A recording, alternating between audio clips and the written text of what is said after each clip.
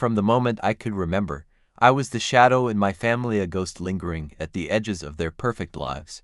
My name is Jake, and at 27, I've come to accept that I'm not just the black sheep, I'm the invisible one. Growing up, every achievement of mine was dismissed with a shrug or compared to Nate's unattainable brilliance. When I earned a full scholarship for grad school, a feat I'd worked years toward, my parents' reaction cut deeper than any silence ever could. "It's just luck," they said, as if my late nights and relentless efforts meant nothing. But it wasn't always this overt. The cracks began showing when I was little, subtle wounds that festered over time. Birthdays were forgotten unless Nate or Emily reminded them. Family vacations. I was either left behind or dragged along like an afterthought. Once, on my 10th birthday, I waited all day for a cake or even a hug, but Mom simply handed me a store-bought card signed only by Dad. That night, I cried myself to sleep, clutching it like it might somehow prove I mattered. And then there was Emily, the golden child whose every breath seemed celebrated while mine went unnoticed. Looking back now, those moments weren't isolated incidents. They were the foundation of something far darker. They taught me early on that love in our house came with conditions, and apparently, I didn't meet them. It wasn't just the blatant neglect that cut deep. It was the subtle, calculated ways they made me feel worthless. My parents had a way of twisting every situation to remind me I didn't belong, not in their eyes, at least. When my car broke down one winter evening after work, I called them hoping for a simple ride home. Instead, what I got was mockery wrapped in thinly veiled disdain. "See, this is exactly why we can't rely on you," Dad said, his voice dripping with condescension. Mom chimed in, "You're always so dependent. Nate would never let something like this happen." The sting wasn't just about being refused help, it was about how they turned my vulnerability into ammunition against me. They didn't stop there. A few months later, during one of those rare moments when they actually extended an olive branch and invited me on a family trip to Hawaii, I thought things might finally be changing. For once, I dared to believe I mattered. But then came the catch. "Jake, since you have such a stable income now, why don't you cover your own expenses?" "It's only fair," Mom said with a shrug, as if fairness meant burdening me while everyone else got a free pass. Fairness. The word burned in my chest like acid. And yet, these moments were nothing compared to the daily microaggressions that chipped away at my self-worth. Every paycheck I earned became fodder for their jokes. "Oh, look who thinks he's rich now." Dad would sneer whenever I mentioned saving up for something meaningful. Meanwhile, Nate's financial struggles were met with sympathy, and Emily's shopping sprees were celebrated as justified rewards. Even worse, any attempt I made to assert myself only fueled their ridicule. Once, when I politely declined covering Emily's tuition because I was barely making ends meet myself, Mom shot back, "And grateful. That's what you are. We gave you life, Jake. Is it too much to ask for a little gratitude?"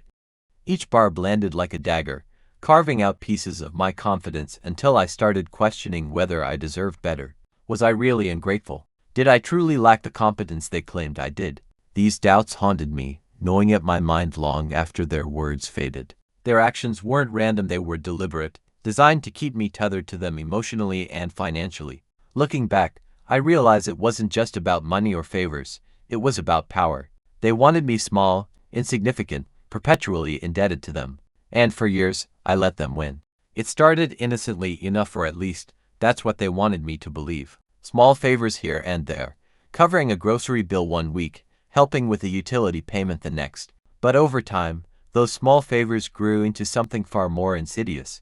They weren't just asking for help anymore. They were demanding it, guilt-tripping me into compliance as if my existence was tied solely to their financial survival. And I, desperate for any scrap of approval, kept giving until there was almost nothing left of me. The first major blow came when my parents called me late one night, panic in their voices. "Jake, we're drowning here," Mom had said, her tone laced with desperation. "There's this massive tax bill, and if we don't pay it by tomorrow, we'll lose everything." Everything. The word hung heavy in the air, suffocating me with its weight. I didn't have the cash on hand, no one would. Not for something like that, but I did own a modest apartment. Against every instinct screaming inside me, I mortgaged it. It was risky, reckless even, but how could I say no? They were my family. Weeks later, I casually asked Dad about the status of the loan. His response froze me mid-step. "Oh, that? We took care of it ages ago. Don't worry about it, son." Took care of it? My stomach churned. What did that even mean? When I pressed further, he brushed it off, saying, You really need to stop obsessing over these things, Jake. We're fine now. Fine. That single word echoed in my mind, hollow and mocking. I never saw a penny of repayment, not then, not ever. But the worst betrayal came from Emily. She had always been the golden child, the one who could do no wrong in their eyes and, apparently, in mine too. One evening, she called me sobbing hysterically. "Jake, I'm in the hospital," she gasped between sobs. "I got into a car accident, it's bad. I need money for the treatment." Her voice trembled so convincingly that I didn't think twice. Within minutes, I transferred $5,000, the last bit of savings I had tucked away. I told myself it was worth it because she was my sister, because family sticks together, no matter what. 3 days later, scrolling through social media during a rare quiet moment, I stopped cold. There she was, Emily, glowing under the sun, surrounded by laughing friends on a beach somewhere. The caption read, "Best weekend getaway ever." The date, the exact night of her supposed accident. My vision blurred as anger surged through me, hot and unrelenting. I zoomed in on the photo, my hands shaking. Her smile was radiant, carefree, a stark contrast to the terrified girl she had pretended to be on the phone. That wasn't all. A few weeks prior, Nate had casually mentioned needing help with his car insurance. "Just a temporary thing, bro," he'd assured me. "I'll pay you back next month." Temporary turned into permanent, just like every other promise they'd made. Meanwhile, Emily's tuition payments became a recurring theme, each conversation ending with the same refrain. "We're struggling, Jake. Can't you chip in?" Struggling. The irony burned like acid. How could they struggle when they were jetting off to Hawaii or throwing lavish parties while I pinched pennies to survive? The realization hit me like a freight train, knocking the wind out of me. I wasn't their son, their brother, or even a person to them. I was a tool, a walking ATM designed to fund their indulgences. Every dollar I gave them wasn't an act of love. It was fuel for their lies, their manipulation, their greed. And the worst part, I had known deep down, somewhere buried beneath years of denial and misplaced loyalty. But seeing it laid bare, Emily's fake tears, Nate's broken promises, my parents' outright theft, it shattered whatever illusion I had clung to. That night, I sat alone in my dimly lit apartment, staring at the empty walls where pictures of us used to hang. I had already taken them down, unable to stomach the sight of smiles that felt like a mockery now. My chest tightened as the truth settled over me like a suffocating blanket. Family wasn't supposed to be transactional. Love wasn't supposed to come with receipts. Yet here I was, reduced to nothing more than a source of income for people who claimed to care about me. I clenched my fists, nails digging into my palms. Enough. This couldn't go on. Something had to change, and soon. I realized that something would have to be me. It was supposed to be a simple favor, fixing my dad's laptop because the Wi-Fi wouldn't connect. But as I scrolled through the desktop, something caught my eye, a folder labeled Memories.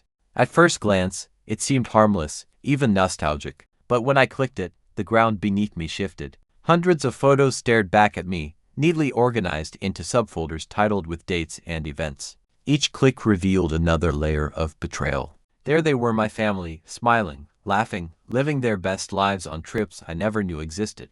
Hawaii 2021, my parents lounging by the pool in matching sunglasses while Nate posed with a cocktail in hand. Christmas 2020, Emily opening presents under a tree so big it barely fit in the frame. Birthday parties, barbecues, vacations, all moments I wasn't invited to. My stomach churned as I scrolled further, each photo driving the knife deeper. They weren't just excluding me, they were erasing me entirely.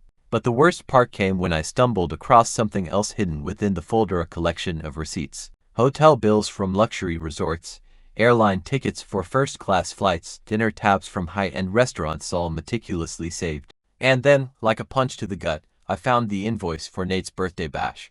It detailed everything: the extravagant catering, the live band, the custom cake that cost more than my monthly rent. The date matched perfectly with the week Mom had called me crying, saying she couldn't afford Grandpa's medication. She begged me to send money, claiming it was urgent. "We're stretched thin, Jake," she'd said.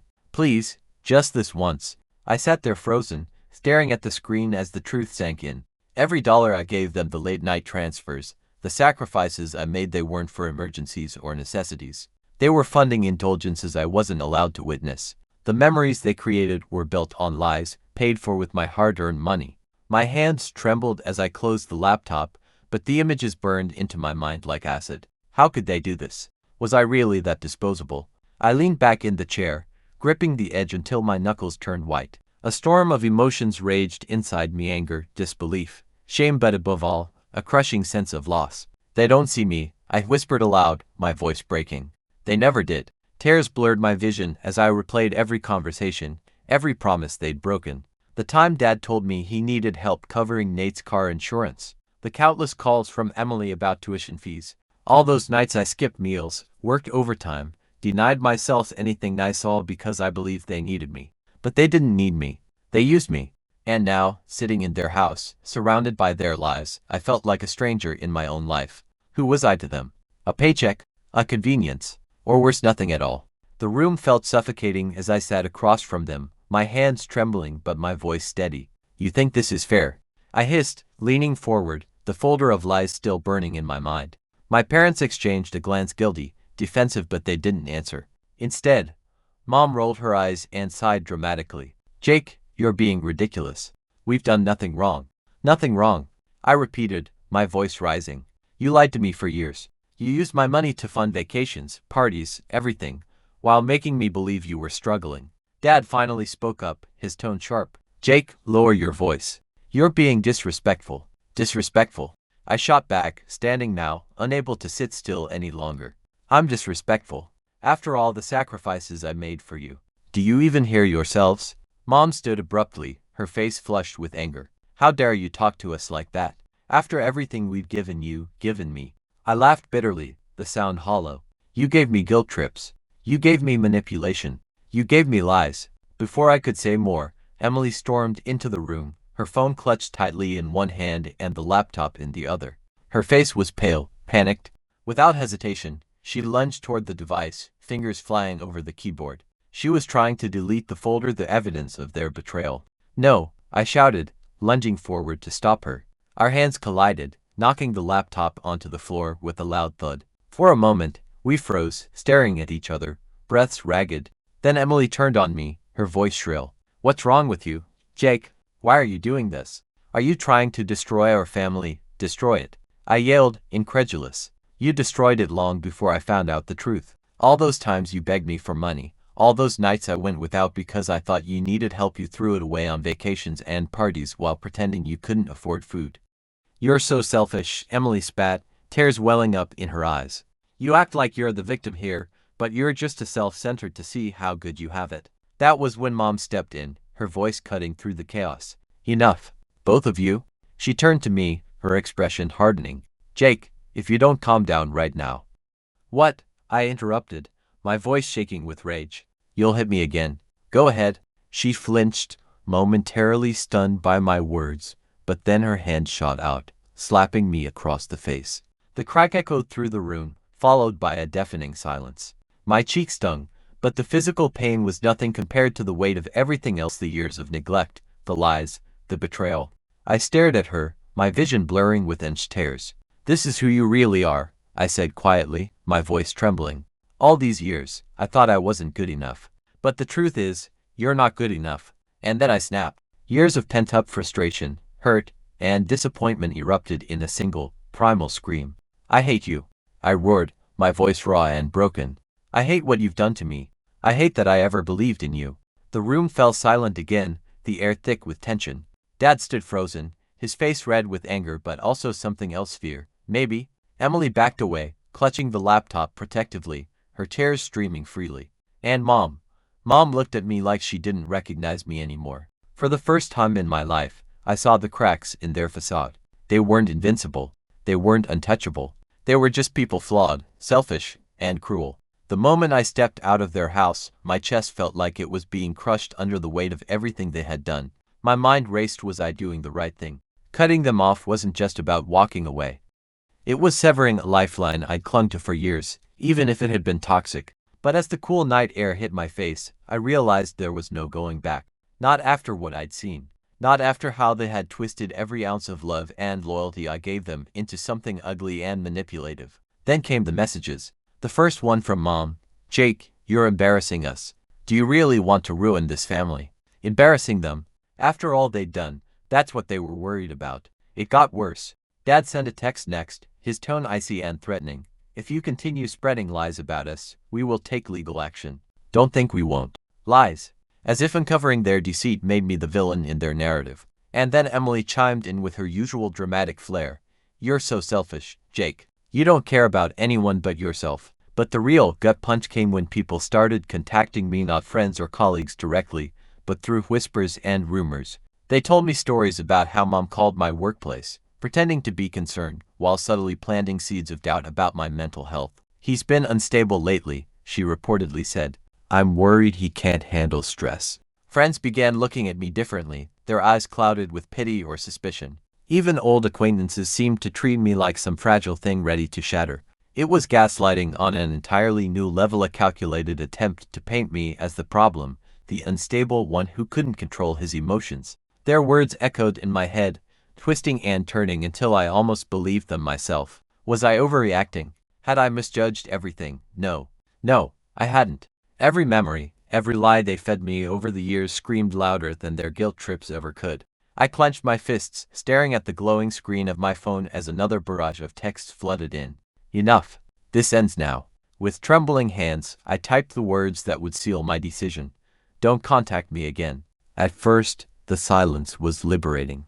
No more guilt trips, no more late-night calls begging for money, no more pretending I belonged in a family that never truly wanted me. For the first time in years, I felt free. But freedom came at a cost I hadn't anticipated: emptiness.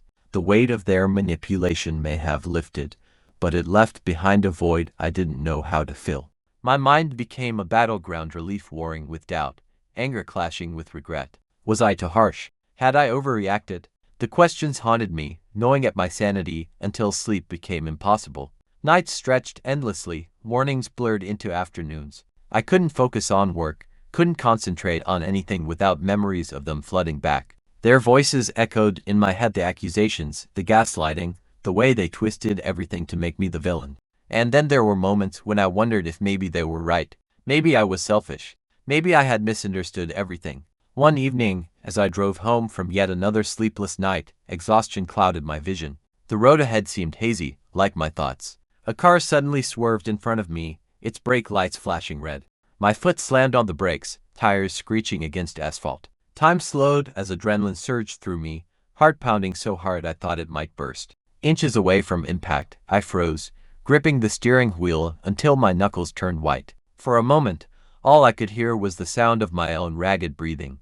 Then reality hit. A wave of nausea washed over me as I realized how close I'd come to disaster. What was happening to me? Was this what they had reduced me to? A shell of a man who couldn't even drive safely because his mind was consumed by betrayal and self-doubt. That night, sitting alone in my apartment, I stared at the ceiling, replaying the near accident over and over again. Something had to change. I couldn't keep living like this. The next morning, I called a therapist. It wasn't easy admitting I needed help, but the alternative was worse, letting their poison fester inside me until it destroyed whatever was left of who I used to be. As I sat in the waiting room, clutching a cup of coffee someone had handed me, I felt a strange mix of fear and hope. Fear that I'd never heal, but hope that maybe, just maybe, I could reclaim pieces of myself they'd tried so hard to erase. The pressure didn't stop after I cut them off. If anything, it escalated in ways I never imagined. One morning, an official-looking envelope arrived at my doorstep. Inside was a letter from a lawyer hired by my parents demanding that I repay every cent they claimed to have given me over the years. The audacity of it made my blood boil. They were twisting reality again, turning me into the debtor when I had been the one bailing them out time and time again. Then came Emily. She showed up on a stormy night, drenched and sobbing, pounding on my door like her life depended on it. For a brief moment, I hesitated, wondering if maybe she was genuinely sorry. But as soon as I opened the door, she launched into her act. "Jake, please," she choked out, tears streaming down her face. "I can't lose you. You're my brother. This family is falling apart without you." Her words sounded rehearsed, almost robotic, but there was something desperate in her eyes that tugged at me for a second. "I'm not doing this anymore, Emily," I said firmly. "You used me. All of you did." Her expression hardened instantly. "Fine," she spat, standing up abruptly. "If that's how you want to be, then don't expect me to feel sorry for you." With that, she stormed off into the rain. The next day, scrolling through social media, I froze. A post from Emily's account stared back at me. "When your own sibling turns their back on you and accuses you of things you didn't do, Emotional abuse isn't always obvious, but it hurts just the same. Below it were comments flooding in, friends and acquaintances offering sympathy, some even calling me heartless. My stomach churned. They were painting me as the villain yet again, manipulating public opinion to make themselves look like victims. That evening, my phone buzzed incessantly. It was Emily. Against my better judgment, I answered. "What do you want?" I snapped, my voice tight with frustration. "You're unbelievable, Jake," she hissed, her tone venomous. "Do you really think cutting us off makes you some kind of hero? You're just proving what we've always said about you, you're selfish and unstable." Unstable? Seriously? I laughed bitterly. "Emily, you lied to my face for years. You took advantage of me. And now you're trying to turn everyone against me. It's because you won't take responsibility," she shouted, her voice cracking. "You abandoned us. We needed you, and you walked away." "No, Emily," I shot back, my voice rising. "You needed my money. That's all I ever was to you, a paycheck. Don't pretend otherwise." There was silence on the other end, followed by a shaky breath. "You'll regret this," she whispered coldly before hanging up. The sessions with my therapist became a lifeline, a place where I could untangle the mess of emotions swirling inside me. She didn't sugarcoat anything, she told me straight up that what I'd endured was emotional manipulation, plain and simple. "They used you," she said one day, her voice firm but gentle. "And now you're trying to decide if walking away is worth losing the illusion of family." Her words hit hard because they were true. But as much as I wanted to believe cutting them off was the right choice, doubt lingered in the corners of my mind. One evening, while cleaning out an old drawer, I found a faded photograph tucked beneath a pile of receipts. It was us, years ago, before everything turned sour. We were at the park, laughing, the sun casting golden light over our faces. Nate was holding a kite, his grin wide and carefree. Emily sat on the grass beside me, her tiny hand clutching mine. And Mom. Mom looked happy, really happy, for once not criticizing or sighing in disappointment. I stared at the photo, my vision blurring as tears welled up. Those moments had been real, hadn't they? Or had I just convinced myself they were? Memories flooded back, lazy summer afternoons when Dad would grill burgers outside, the smell of charred meat mixing with the sound of laughter. I remembered how Mom used to read bedtime stories, her voice soft and soothing. Even Nate wasn't always the golden boy he seemed now. There were times he let me tag along with his friends, treating me like a little brother instead of a burden. But then reality crashed back in the lies, the guilt trips, the way they drained me dry. How could I reconcile the family in this picture with the people who treated me like an ATM? Was it possible they'd changed? Or was I clinging to a fantasy, hoping for redemption where none existed? That night, I sat alone in my apartment, the photo clutched tightly in my hands. Part of me wanted to call them, to hear their voices again, even if it meant risking more pain. Another part screamed at me to stay away, to protect myself from further harm. My therapist's advice echoed in my head. Distance isn't punishment, it's self-preservation. Yet, every fiber of my being ached for connection, for the love I thought I'd lost forever. In the end, I made a temporary decision. I wouldn't reach out, but I wouldn't shut the door completely either. Not yet. Maybe time would bring clarity, or maybe it would only deepen the wound. Either way, I needed space to breathe, to heal, before I could even think about forgiveness. Months passed in silence, the weight of my decision hanging over me like a storm cloud. Just when I thought I'd finally closed that chapter of my life, a text from Nate appeared, one single message that shattered the fragile peace I'd built. "Jake, I've been silent because I didn't know how to say this, but I've felt it too, the way they use us, manipulate us. I stayed quiet out of fear, but now I realize we can't keep living like this. If you're willing, maybe we can change things together. For once, let's fight for something real." His words hit me like a punch to the gut. Nate, the golden son, the one who could do no wrong, felt used too. It was almost impossible to believe. Yet, there it was, written plainly, his vulnerability laid bare. My mind raced with possibilities. Could we really stand up to them? Would he back down when things got hard? And most importantly, did I even have the strength to try? That night, I sat by the window, staring at the dark sky streaked with faint stars. The city buzzed faintly below, its chaos mirroring the turmoil inside me.